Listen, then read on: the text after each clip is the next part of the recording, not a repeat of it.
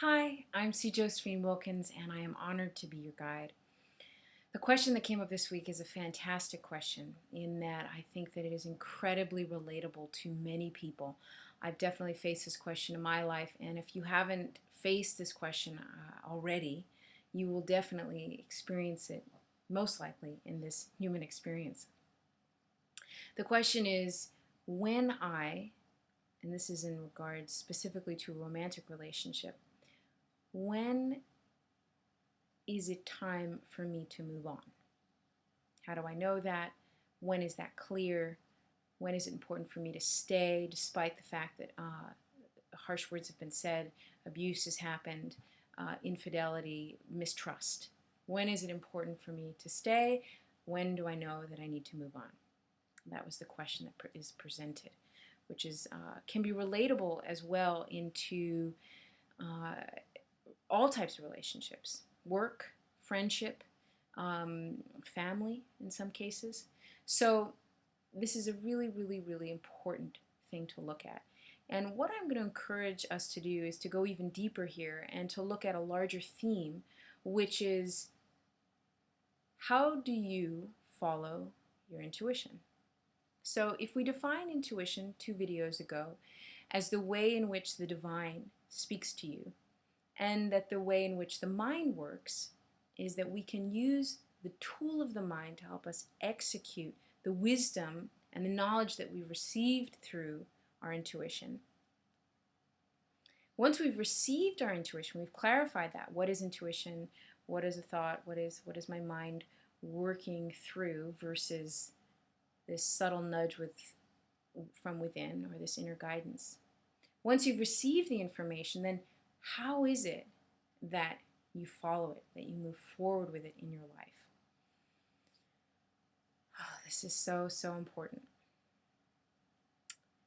So first, what I'm going to talk about just a little bit more here is that if you're in a situation and you haven't yet been able to connect into what it is that is the best for you to do, what I want you to encourage to do is do 2 things.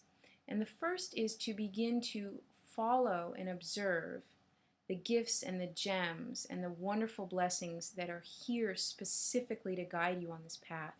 And those are the experiences of your emotions.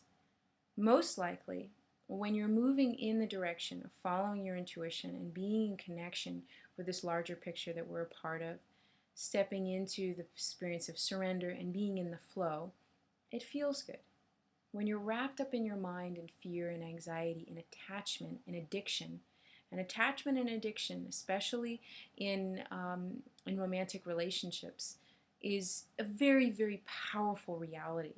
When you make love with another person, there is a biological response that is programmed to be released so that you have a deep, deep, energetic, and physical bond with somebody. So that is similar to some people's experiences as coming off heavy drugs. It's a similar chemical response within the body. So there's similarities there. So if you're feeling like you're going crazy because you can't see which way is up, just be gentle with yourself.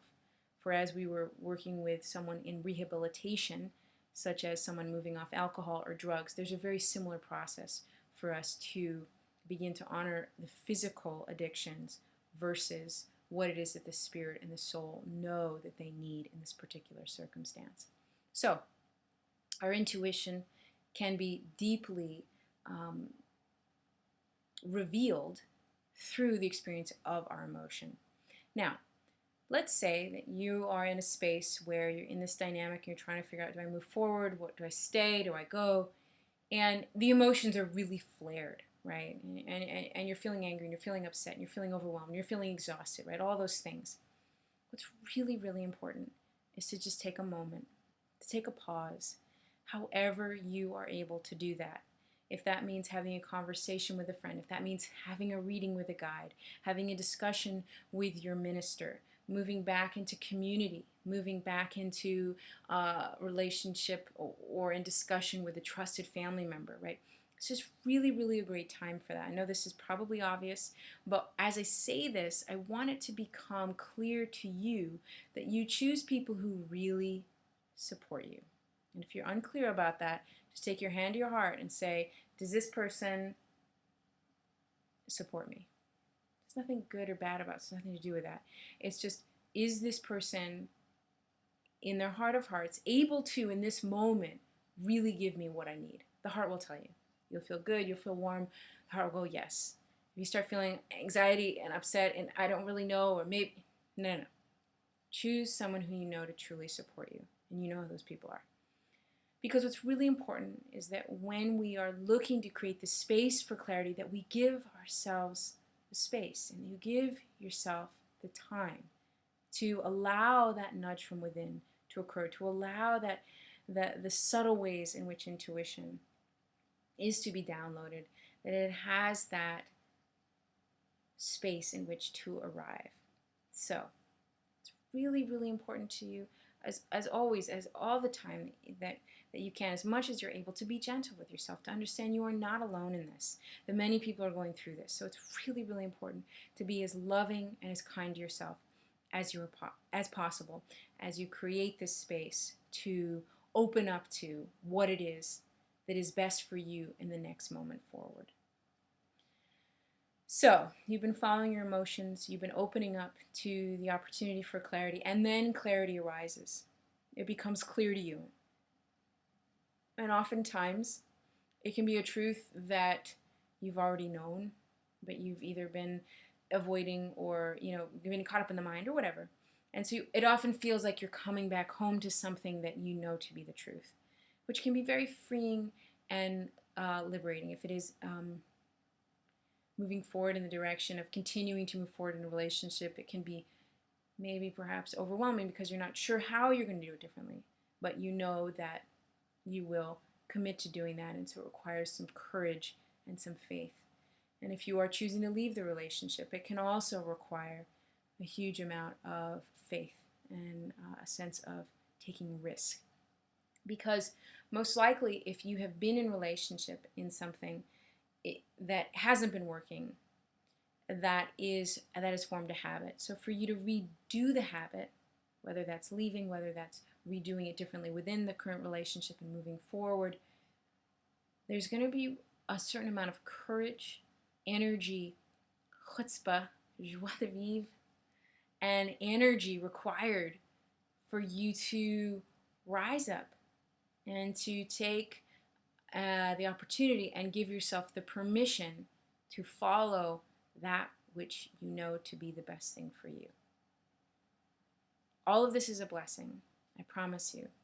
Any type of resistance or adversity or challenge that you're experiencing in your life, whether it's in the form of a person or a relationship or a circumstance, is the opportunity for you to follow your intuition. It is the opportunity for you to move back in connection with the divine, back in connection with your spirit. And your spirit is so ready and willing to guide you and is so eager to give you the direction in the form and the language of intuition as to what is the best and what is the most beneficial next step for you. Thank you so much for this time. Please keep the questions coming. It is great for me to explore these, and I just love it that you continue to send them to me. So keep them coming, and I look forward to more, and I'm sending huge amounts of love to you. Bye-bye.